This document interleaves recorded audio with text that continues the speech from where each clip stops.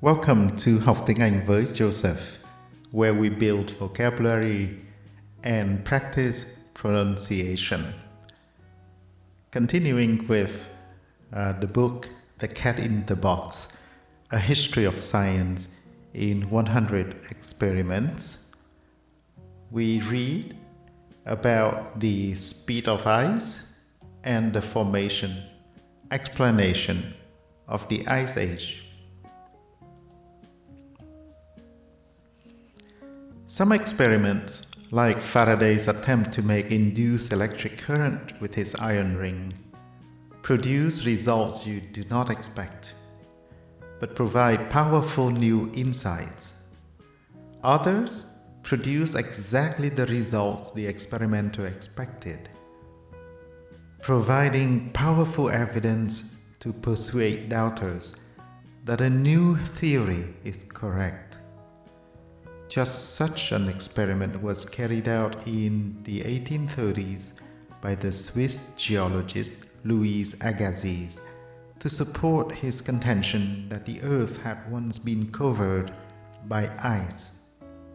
At that time, there was a debate about the origin of boulders found at various locations across Europe, far away from the rock strata to which they belonged. The traditional explanation was that these rocks, known as erratics, had been carried there by the biblical flood.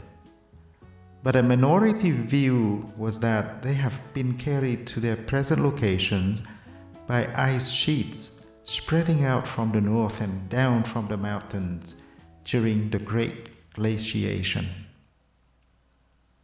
Agassiz started out firmly convinced that the flood story was right, and in 1836 made a field trip to the mountains with the intention of finding evidence to prove the glaciation idea was false.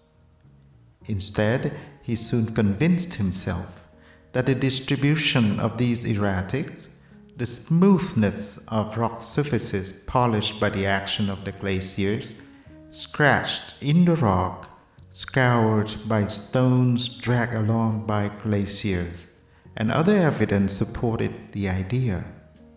He started promoting it, and in 1837 coined the term Ice Age, in German Eiszeit.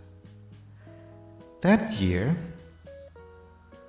in his capacity as president of the Swiss Society of Natural Sciences, he introduced the term in his presidential address, which he used to present the evidence and tell his colleagues that, in considering the intimate connection between the different facts which we have just been describing, it is manifest that every explication which does not account at the same time for the polish of the surface of the soil, for the superposition and rounded form of the pebbles, for the sand reposing immediately upon the polished surfaces, and also for the angular form of the great superficial blocks, is an explication which is quite inadmissible as accounting for the erratic blocks of the Jura,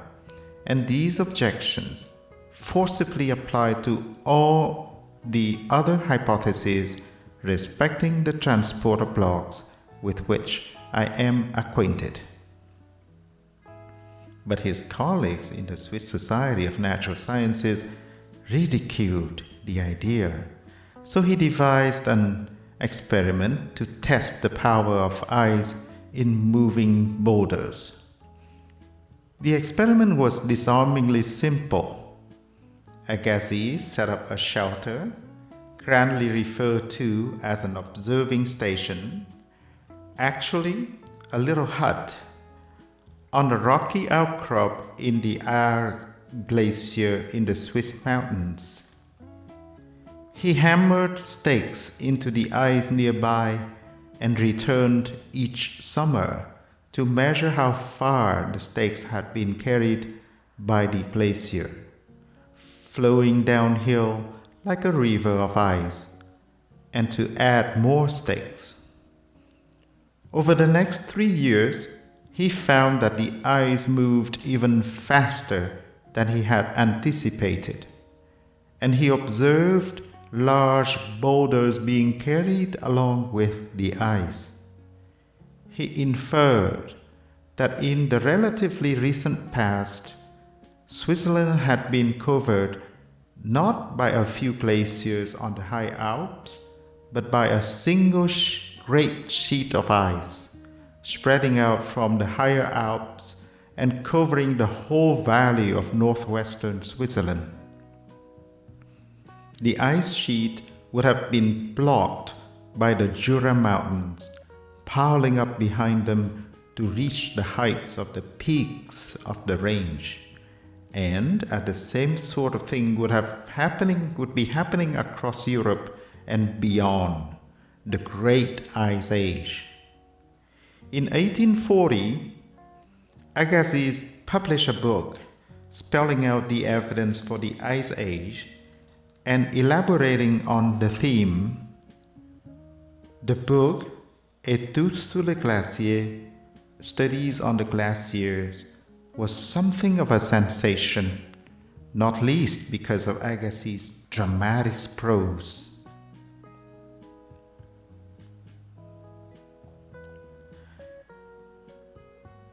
The earth was covered by a huge ice sheet which buried the Siberian mammoths and reached just as far south as did the phenomenon of erratic boulders. This ice sheet filled all the irregularities of the surface of Europe before uplift of the Alps and Baltic Sea, all the lakes of northern Germany and Switzerland. It extended beyond the shorelines of the Mediterranean and of the Atlantic Ocean, and even covered completely North America and Asiatic Russia.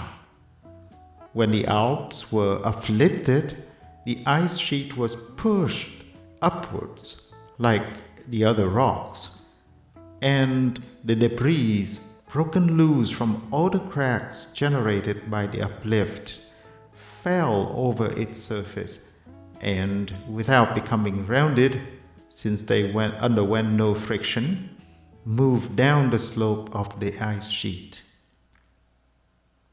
Also in 1840, Agassiz visited Britain, where he met some of the leading geologists of the day and went on a field trip around Scotland to show them firsthand the evidence in support of the Ice Age theory. The two most senior geologists, William Buckland and Charles Lyell, were convinced, and it was arranged that the two of them, plus Agassiz, would present papers on the Ice Age theory at 2 meetings of the Geological Society of London later that year. These presentations, on November 18th and December 2nd, 1840, marked the time when the Ice Age theory came in from the cold, although there was at that time no explanation for why the earth had been so much colder in the past. To the vocabulary section, persuade doubters, persuade doubters, boulders, erratics, glaciation, pebbles, angular, inadmissible, inadmissible, ridicule the idea, ridiculous, ridicule, disarmingly simple, disarm, disarmingly simple. Mammoths, irregularities, irregularities, came in from the cold,